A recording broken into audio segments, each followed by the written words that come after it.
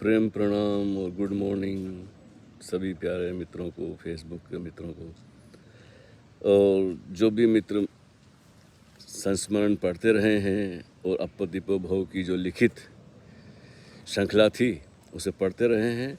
उसे मैं काफ़ी दोहरा चुका हूँ, कई वर्षों से बार बार वही दोहराना हो रहा है। नया तो कुछ लिखने का मूड नहीं है और अब मैं लिखना भी नहीं चाहना, इच्छा ही नहीं होती लिखने की। अब ज़माना हो गया है आंखों देखी बात का, कि लिखा लिखी की है नहीं, ये देखा देखी बात। तो जब से ये बातचीत शुरू हुई है, गपशप शुरू हुई है मित्रों के साथ में, तो एक बात है कि अब लिखित में जो सामग्री थी, जितने भी पृष्ठ थे, मेरा ख्याल है 3500 से ज़्यादा पृष्ठ हो चुके थे। तो अब लिखना तो बंद हो गया और पुरानी पोस्ट भी मैं अब दोहराऊँगा नहीं, शेयर नहीं करूँगा। तो जो भी मित्र पढ़ना चाहें वो फेसबुक पर सारी पोस्ट उपलब्ध है संस्मरणों की। 4 भाग यानी कि 214 उसके भाग हैं, और अपदीपो भव के भी काफ़ी हैं, मतलब 600 तक वो आ चुका है। तो सब उपलब्ध हैं। इसके बाद अब सिर्फ कभी कभी जब भी मूड हुआ या किसी मित्र ने प्रश्न भेजा, कोई सुझाव दिया, कोई बात करने योग्य बात होगी तो कुछ बोल के भेज दिया करेंगे। बोलना भी बहुत हो गया, लिखना भी बहुत हो गया। अब जो ये चारों तरफ शून्यता और सन्नाटा पसरा हुआ है, जिसमें हम सब शामिल हैं। पंछियों की आवाज़ है, हल्की सी हवा बह रही है, प्रकृति का आनंद है, तो उसी में जिए। फिर भी ऐसा नहीं है कि एकदम ही मौन ले लिया है मैंने, नहीं, मैंने कोई प्रण नहीं किया है। बस ऐसा है कि जब भी इच्छा हुई बातचीत होती रहेगी। तो इसी विषय में एक हमारे मित्र हैं शैलेंद्र सिंह जी, उन्होंने सुझाव दिया है। इसे आप प्रश्न समझे या सुझाव समझे, बहुत बहुत शुक्रिया उनका। तो शैलेंद्र जी कहते हैं, आप अभी भी अननोन में, अज्ञात में उलझे हुए हैं। आपको अपनी सीमा बनानी चाहिए थी। अक्सर स्वतंत्रता के नाम पर लोग अराजकता और अनुशासनहीनता को चुन लेते हैं। आपकी बात में काफ़ी सच्चाई है। ओशो ने कोई बहुत सख्त अनिवार्य नियम नहीं दिए हैं। बोध को, होश को उन्होंने महत्वपूर्ण माना है कि जो भी क्रियाएं करें उसके प्रति बोध रखें, होशपूर्ण रखें, होशपूर्ण बने रहें। ये सबसे मुश्किल काम है। शरीर के प्रति होश साधना, विचारों के प्रति होश साधना, भावनाओं के प्रति जागे रहना, ये सबसे कठिन साधना है और सबसे सरल भी है।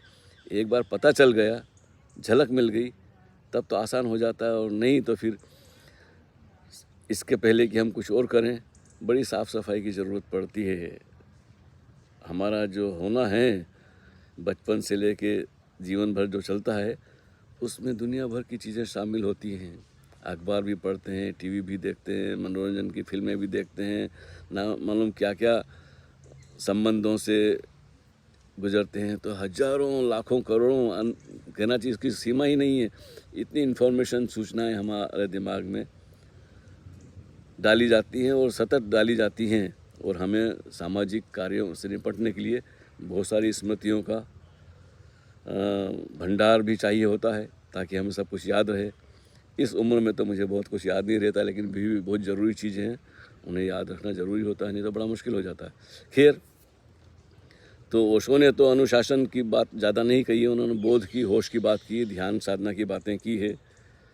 कैसे प्रेमपूर्ण हम रहें अपने भी प्रति, और जो भी है व्यक्ति हैं और मनुष्य के अलावा भी पशु हैं, पौधे हैं, सारा जीवन जो हमारे आसपास है, अनेक रूपों में, वस्तुओं के रूप में भी, उनके प्रति भी हमारी संवेदना होनी चाहिए, प्रेम भाव होना चाहिए, बोध होना चाहिए। खैर, आपका सुझाव है कि आप अभी भी अननोन में, अज्ञात में उलझे हुए हैं। उलझा हुआ नहीं हूँ, ये तो सत्य है, हकीकत है। ये मेरा होना, आपका होना या किसी और का होना, जो भी है इस अस्तित्व में, वो हम समझते हैं कि ज्ञात है, हमें कुछ भी ज्ञात नहीं है। सभी कुछ ज्ञात तो हो ही नहीं सकता, कुछ भी ज्ञात नहीं है। अज्ञात में हम हैं और अज्ञात में ही रहेंगे और अज्ञात में ही हम आए हैं इस जीवन में और अज्ञात में ही इस जीवन से विदा हो जाएगी। क्या ज्ञात है? मुझे किसी ने मेरा नाम दे दिया तो मैं सोचता हूँ मैं जानता हूँ अपने आप को। खैर आप तो ओशो के शिष्य रह चुके हैं, बहुत सुना है, तो मैं लंबी चर्चा तो नहीं करूँगा। लेकिन अज्ञात ही है। जितने भी आकार हैं, पेड़ हैं, पौधे हैं, मनुष्य हैं, पशु हैं, पृथ्वी है, सूरज, चाँद, सितारे, सब अज्ञात और अननोन से ही घिरे हुए हैं। सीमा कैसे बनाएंगे? आप कहते हैं आपको अपनी सीमा बनानी चाहिए थी। हाँ, पहले ऐसा लगता था कि शरीर मेरी सीमा है, मैं भारतीय हूँ, मैं हिंदू हूँ, मैं जैन हूँ, मैं बौद्ध हूँ, ये सीमाएं थी। लेकिन जब आप एक अनुभूति से गुजरते हैं तो ये सीमाएं सिर्फ एक औपचारिकता रह जाती है कि शरीर में होना पड़ता है क्योंकि शरीर मिला है। लेकिन शरीर मेरी सीमा कैसे हो सकती है? न किसी और की सीमा हो सकती है। शरीर आपकी सीमा नहीं है, क्योंकि आपका शरीर या मेरा शरीर या जितने भी शरीर हैं सभी असीम से जुड़े हुए हैं सतत। सूरज कितनी दूर है, अगर उसकी ऊष्मा, उसकी गर्मी हमें नहीं मिलेगी तो ये शरीर मृत हो जाएगा, मर जाएगा फ़ौरन, शायद 1-2 मिनट जीवित रहे। हवा है, पानी है, आकाश है हमें घेरे हुए। न तो वस्तु रह सकती है, न कोई जीवन रह सकता है। असीम से हम जुड़े हुए हैं, अज्ञात से और असीम से।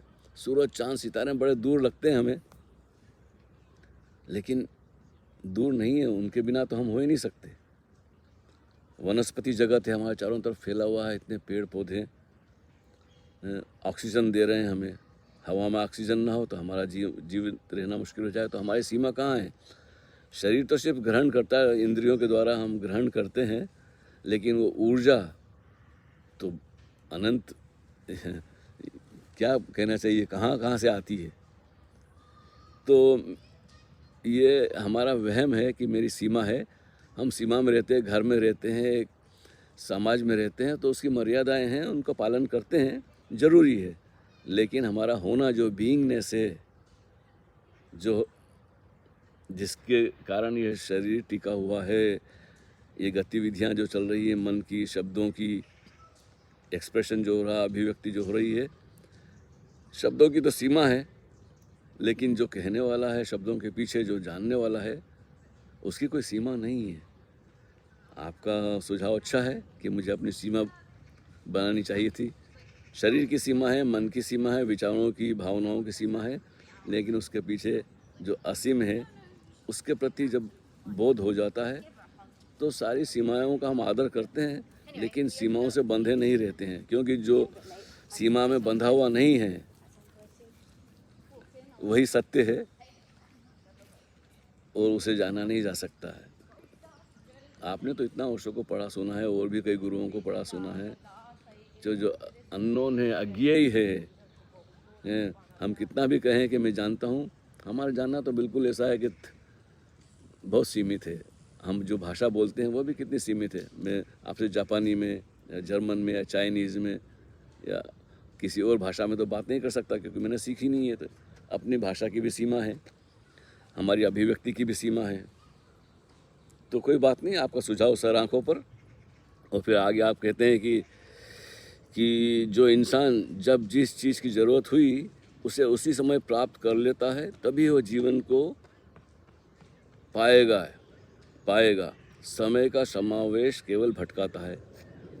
अब ये सब फिलोसॉफिकल बातें हैं। अगर जो भी चीज़ें वो चाहता है अगर मिल जाती है तो व्यक्ति चीज़ों की कदर भी नहीं करता है। धनी घर, धनी परिवार में जो बच्चे पैदा होते हैं उन्हें सब सुविधाएं उपलब्ध हैं, उनको किसी चीज़ की कोई कदर ही नहीं होती है। मैं विदेश में रहता हूँ, मैं देखता हूँ ये जो चीज़ें गाँव में उपलब्ध नहीं हुआ करती थी, आजकल तो भारत में भी उपलब्ध हैं। अब धीरे धीरे जो हम अर्जित करते हैं, जद्दोजहद करके कमाते हैं, धन या जो भी वस्तु खरीदने के लिए हम धन इकट्ठा करते हैं, मेहनत करते हैं उसे पाने के लिए, तो हम उसकी कदर करते हैं। फिर थोड़े दिन बाद वो भी हमारे मन से उतर जाती है। चाहे व्यक्ति हो, चाहे वस्तु हो, प्राप्त हमने करने के लिए हमें सिर्फ चाहना नहीं, उसके लिए प्रयत्न भी करना पड़ता है। आपकी अपनी समझ है, मुझे कोई इससे अड़चन नहीं है। साधना से ज़्यादा ईमानदारी काम आती है। जीवन अनंत है, इसे संभावनाओं से मुक्त कभी नहीं कर सकते। भ्रम भी सत्य का ही हिस्सा है। भ्रम भी सत्य का ही हिस्सा है। जो कुछ है भ्रम ही भ्रम है, जो जानने वाला है उसका अता पता नहीं। हाँ, जिसके कारण फसाद होते हैं उसका कुछ अता पता ही नहीं। ये हमारे कृष्ण बिहारी नूर लखनवी का एक शेर है। उनकी गज़ल बड़ी प्यारी है कि जिसका कुछ अता पता ही नहीं, जिसके कारण फसाद होते हैं उसका कुछ अता पता ही नहीं। तो जिस धर्म के या ईश्वर अल्लाह के नाम पर, गॉड के नाम पर सारी दुनिया में खून खराबा और लड़ाई मारपीट हो रही है, एक दूसरे पर कब्जा कर रहे हैं, उसका किसी को पता नहीं है।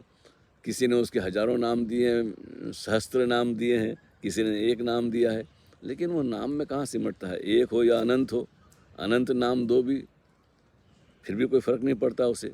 जिसका कोई नाम हो ही नहीं सकता, उसे एक ओंकार कहा है गुरु नानक देव जी ने। कोई उसे अल्लाह कहता है, कोई गॉड कहता है, कोई परमात्मा, ईश्वर, भगवान, न मालूम कितने कितने नामों से। उसमें भी एक देवता के नाम मालूम कितने नाम, विष्णु सहस्त्र नाम हैं। तो नाम तो बदले जा सकते हैं, और नाम मनुष्यों के दिए हुए ही हैं। बड़े अर्थपूर्ण भी हो सकते हैं। अगर अर्थ देना चाहें नामों को तो बड़ा विश्लेषण कर सकते हैं, अर्थ दे सकते हैं। लेकिन हम आते हैं अनाम, और जब इस पृथ्वी से विदा होते हैं तब भी अनाम। फिर कौन जानता, फिर तो बोलते हैं शरीर है जी, शरीर, बॉडी को उठाइए, बॉडी को। फिर तो नाम भी नहीं लेते हैं व्यक्ति का। जैसे ही देह से छूटा कि वो देह बोलते हैं बॉडी उठाइए, बॉडी को बांधिए, ये करिए, फिर तो वो सिर्फ शरीर रह जाता है। जो था नाम वाला वो विदा हो जाता है, जिसका नाम था वो तो विदा हो जाता है। नाम लेके कोई डेड बॉडी को, मृत शरीर को नाम लेके नहीं संबोधित करता है। तो बिल्कुल जाहिर है कि शरीर का नाम नहीं था, शरीर को नाम दिया गया था। शरीर तो बेनाम आता है और मिट्टी में मिलके फिर बेनाम राख हो जाता है, डस्ट अनटू डस्ट। तो भ्रम, तो ये जीवन ही एक भ्रम है। भ्रम का मतलब है जो अभी है और क्षण भर बाद नहीं रहेगा, बाद नहीं रहेगा। कोई क्रमशः क्रमिक रूप से बदलता है, कोई सडनली। विचार तो होते हैं, तुरंत बदल जाते हैं। एक विचार आया कि दूसरा विचार, फिर वो विचार हमें याद भी नहीं रहता। हवा का झोंका आया, इधर से आया उधर गया। कुछ चीज़ें हैं धीरे धीरे बदलती है। शरीर भी बदलता है लेकिन उसका हमें बोध नहीं होता। शरीर निरंतर बदलता है, पल पल बदलता है, लेकिन हम इतने सजग नहीं हैं कि बदलते हुए शरीर को बोधपूर्ण देख सकें। शरीर में जो खून बह रहा है, बहुत सारी क्रिया हो रही शरीर में, सभी के प्रति हमारा बोध थोड़ी बना रहता है। खैर, आपकी बातें बड़ी अच्छी होती हैं और काफ़ी अध्ययन किया है आपने। और समय भी तो भ्रम है। समय कौन सा सत्य है? समय तो हमारी कल्पना है, हमारा हिसाब किताब है, गणित है। आकार के पार समय का बोध होते ही हम सीमित हो जाते हैं। लेकिन समाज में समय उपयोगी है। काम पे जाना है तो हमारी बनाई हुई घड़ी के अनुसार जाते हैं, लेकिन इस सृष्टि का अलग है। उसमें भी एक अजीब तरह का समय है। समय पे फूल खिलते हैं, समय पे फल आते हैं, समय पर पत्ते झड़ जाते हैं। तो जो ऋतु है बदलती है, उसका अपना है।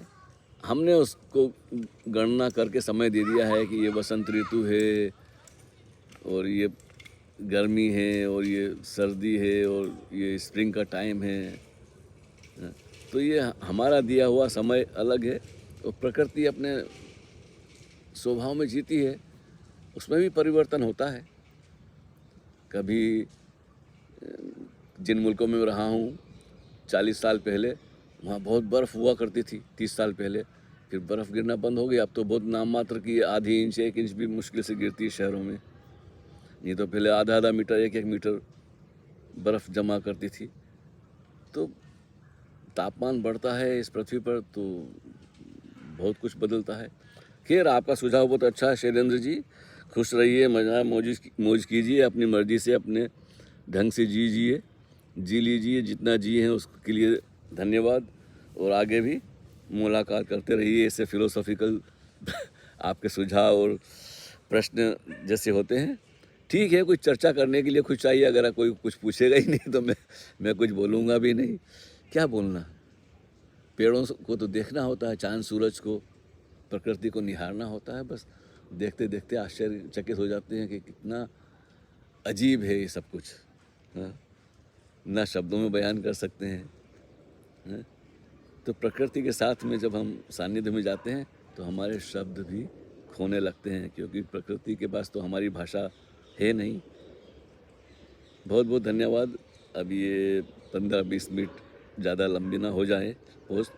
ठीक है, आपका सुझाव ठीक है कि साधना से ज़्यादा ईमानदारी काम आती है। भाई साहब, भारत में ईमानदारी बहुत मुश्किल है जी। छोटी छोटी सी बात पे लोग बोलते हैं 6 बजे आऊँगा, रात को 10 बजे तक पता नहीं है, शाम को 6 बजे मिलने का बोलता, फिर फ़ोन करते हैं, अरे ऐसा हो गया, फिर कभी तो बोलते हैं मैं रास्ते में हूँ। और ये विदेशों में समय की कदर है। आप बोलते हैं, अब हम इंग्लैंड में रहते हैं या पूरे यूरोप में या अमेरिका ही जाइए, तो अगर कोई बोलता 6 बजे मिलने का टाइम था तो उसका मतलब बिल्कुल 6 बजे, भले वो 5 मिनट पहले आ जाएगा, 2 मिनट, लेकिन देर का तो आदमी सोचेगा। हाँ, कोई अड़चन आ गई, रास्ते में ट्रैफिक जाम हो गई तो बात अलग है, तो भी फ़ोन कर देगा आपको। लेकिन भारत का तो ऐसा है कि भाई कोई समय है ही नहीं, कभी भी बोलने का मिलने का बोलते हैं, वो पता ही नहीं चलता है। फिर आप बार बार फ़ोन करते हैं तो फ़ोन नहीं उठाते हैं लोग। तो भारत में थोड़ा अनुशासन चाहिए, एक ही मामले में नहीं, बहुत से मामले में। मनुष्य का जीवन है, थोड़ा बहुत अनुशासन चाहिए। ओशो ने उसको महत्व नहीं दिया, क्योंकि ओशो ने ज़्यादा भरोसा कर लिया है। उनके पास आने वाले लोगों पर उनकी श्रद्धा अटूट थी। जो भी आता था पूरे प्रेम से उससे मिलते थे और पूरे प्रेम से उस पर पूरा भरोसा, 100%, वो उनमें कोई कमी नहीं होती थी। मैं कहूँ 1000% तो भी सभी पे भरोसा किया है, इसलिए उनको लोगों ने बहुत धोखा दिया। लेकिन ओशो को कोई धोखा डिगा नहीं सका। वो अपनी मस्ती में मस्त रहे, अपना जीवन जिए और सतत हमें जगाने का प्रयत्न भी करते रहे, शब्दों से, निशब्द से, काव्य से, हिंदी में, अंग्रेजी में, ध्यान साधना के बहाने, बुद्ध पुरुषों के ऊपर जो विवेचना की है। तो उन्होंने तो भरपूर जीवन जिया है और भरपूर हमें जीवन जीने की सलाह दी है। अनुशासन जरूरी है, लेकिन अनुशासन से बंध नहीं जाना है, ताकि हम अपने चारों तरफ एक फेंस, एक घेरा निर्माण कर लेते हैं। जो ज़रूरी है उतना अनुशासन काफ़ी है, लेकिन एकदम नहीं, अपने आप से ज़बरदस्ती नहीं करनी है कि सुबह 6 बजे उठना ही है या 3 बजे उठना है या 9 बजे सो जाना है। प्रकृति का अपना नियम है, शरीर की अपनी ज़रूरत है। कभी नींद नहीं आती तो उसे स्वीकार करना पड़ता है, कभी भूख नहीं लगती है तो ठीक है भाई, मत खाएं। मेरा तो कोई ऐसा सख्त नियम नहीं है, ना मेरा समय होता है कोई उठने का ना सोने का। हाँ, नींद आ जाती तो सो जाते हैं, भूख लगती तब खा लेते हैं, कभी भूख नहीं लगती तो भोजन पड़ा रहता है। हाँ, तो ऐसा है कि व्यक्ति को सहजता से जीना चाहिए। थोड़े बहुत समय की ज़रूरत है और उसका अनुशासन का पालन भी करना चाहिए। ट्रेन का समय है, ऑफिस में जाने का समय है, हैं? तो शरीर को उस ढंग से ढाला जा सकता है कि हमारी वजह से किसी और को अड़चन ना हो, तकलीफ़ ना हो, उसे क्रोध ना आए, उसे बुरा ना लगे किसी तरह से। इसका ध्यान रखना चाहिए। लेकिन बहुत कुछ है कि सच बोलना भी पड़ता है और सच बोलो तो लोगों को बड़ा बुरा लगता है। इन्हीं बातों पे तो झगड़े चल रहे हैं सारी दुनिया में। किसी ने कुछ कह दिया, बस वो बात का बतंगड़ बना दिया, उसको अब गर्दन काटने की बात कर रहे हैं। और वो बात और भी कई लोग कह चुके हैं, सारे प्रमाण उपलब्ध हैं टीवी, यूट्यूब पे। वही बात जो उसने कही है, कई लोगों ने कही है, बड़े बड़े उनके लोगों ने कही है। लेकिन लोगों को झगड़ा करना होता है तो बहाना कोई भी चाहिए। तो शब्दों का क्या है, शब्दों का है, मेरी बातों का जवाब यारों न दो तलवार से। ये हमारी ये गज़ल का एक शेर है, ज़रा सुनिए। मेरी बातों का जवाब यारों न दो तलवार से, आओ तुम्हारा सर उतारूं लफ्ज़ों की धार से।